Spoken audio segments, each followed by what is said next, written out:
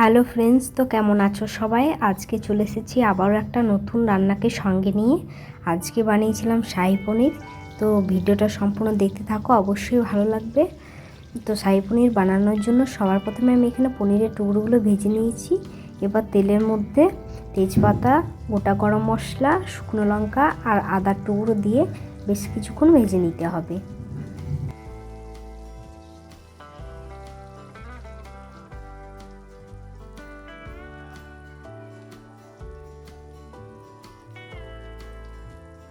আদাটা একটু ভাজা হয়ে গেলে এখানে বেশ কয়েকটা কাজু দিয়ে নিতে হবে। আর কাজুগুলো দেওয়ার পর কিন্তু বেশি ভাজা যাবে না, তা না হলে কাজুটা পুড়ে যাবে।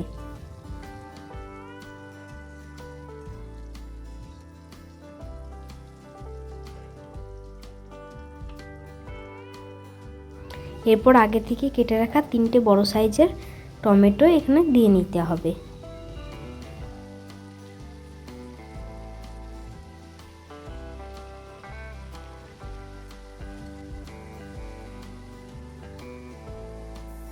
এবার উপর থেকে একটু হলুদ গুঁড়ো আর একটু লবণ দিয়ে বেশ কিছুক্ষণ আবারও ভেজে নিতে হবে।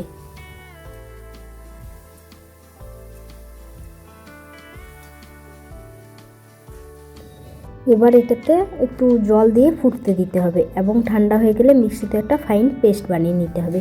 আর এদিকে আমি দইয়ের মধ্যে গোলমরিচ গুঁড়ো, হলুদ গুঁড়ো, লঙ্কা গুঁড়ো, ধনে গুঁড়ো, কাশ্মীরি লঙ্কার গুঁড়ো দিয়ে বেশ ভালো করে ফেটিয়ে রেখেছি। এবার আরও একটা কড়াই বসিয়ে দিয়েছি এদিকে, আর আগে থেকে যে ফাইন পেস্টটা বানিয়েছিলাম সেটা দিয়ে বেশ ভালোভাবে কষিয়ে নিতে হবে। এটার মশলাটা যেহেতু আগে একবার ভাজা হয়েছে তাই র স্মেলটা একদমই থাকবে না, তবু মশলাটা ভালোভাবে কষিয়ে নিতে হবে। আর এইখানে পরিমাণ মতো লবণটাও দিয়ে নিতে হবে।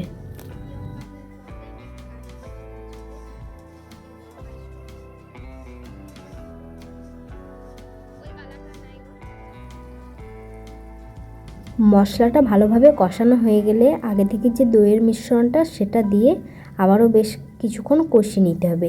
আর এই সময় গ্যাসের ফ্লেমটা একদম লোতে রাখতে হবে, তা না হলে দইটা ফেটে যাবে।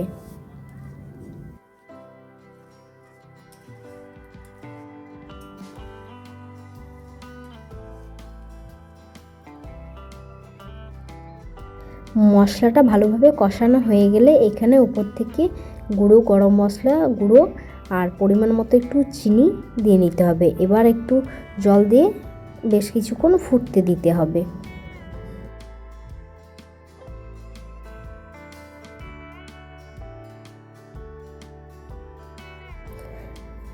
জলটা বেশ কিছুক্ষণ ফুটে এলে এবার উপর থেকে আগে থেকে ভেজে রাখা পনিরের টুকরোগুলো আস্তে আস্তে দিয়ে নিতে হবে। পনিরের টুকরোগুলো দিয়েও বেশ কিছুক্ষণ ফুটিয়ে নিতে হবে। এরপর উপর থেকে কসুরি মেথি ছড়িয়ে দিলেই রেডি আমাদের শাহী পনির। তো রান্নাটা খেতেও কিন্তু খুব সুন্দর হয়। তো তোমরাও বাড়িতে ট্রাই করো, অবশ্যই ভালো লাগবে। আর ভিডিওটা ভালো লাগলে অবশ্যই একটা লাইক করে দিও। দেখা হবে অন্য কোনো ভিডিওতে অন্য কোনো রান্নাকে সঙ্গে নিয়ে। তো আজকের মতো টাটা।